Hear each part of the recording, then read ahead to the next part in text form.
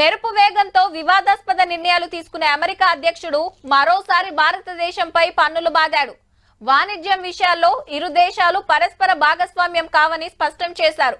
Executive order ప్రకారం కొత్త tariff 21 రోజుల తర్వాత అంటే ఆగస్టు 27 నుంచి అమల్లోకి వస్తుంది. కొంటే ఉత్తోడు అనుకున్నాడో ఏం పాడో రప్ప ట్యాక్సుల బాంబులు వేస్తున్నాడు మన మీద. మొన్ననే 25% గుంజనా, ఇప్పుడు ఇంకో 20% పరికిండు బాజాప్తా. అంటే అమెరికాకు మన వస్తువులు పోతే 150 రూపాయలు పన్ను పడుతుంది అన్నట్టు. హీగేమున్నది, రేట్ ఎక్కువ అవుతుంది, డిమాండ్ తక్కువ అవుతుంది, మన దందా లాస్ అవుతుంది. బట్టలు, చెప్పులు, వజ్రాలు తోలుతోటి తయారయ్యేటివి, పత్తి, మిర్చి, జీడిపప్పు, ఆలుగడ్డలు, మామిడికాయలు, చేపలు ఎక్కువ పంపుతాం. అసలు కంటే కొసరు ఎక్కువ ఉన్నట్టే ట్యాక్స్ సగం పడుతుంది. ఇక అన్ని చూస్తున్నాము, దేశానికి నష్టం కాకుండా ముంగట్టుకు పోతాము అన్నాడు ప్రధానమంత్రి మోడీ సారు. అంతేగాని అమెరికా అనో ట్రంప్ అనో పేరుగినే చెప్పాలి.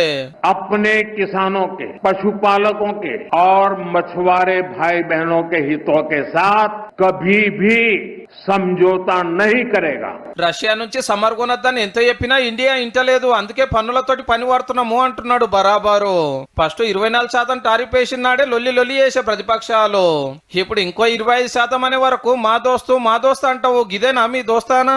మన బిజినెస్ మీద దెబ్బ కొడుతుంటే గట్టిగా ఎందుకు మాట్లాడవని ప్రధానమంత్రి సార్ మనిషికో దిక్కన పట్టే ప్రతిపక్షాలు.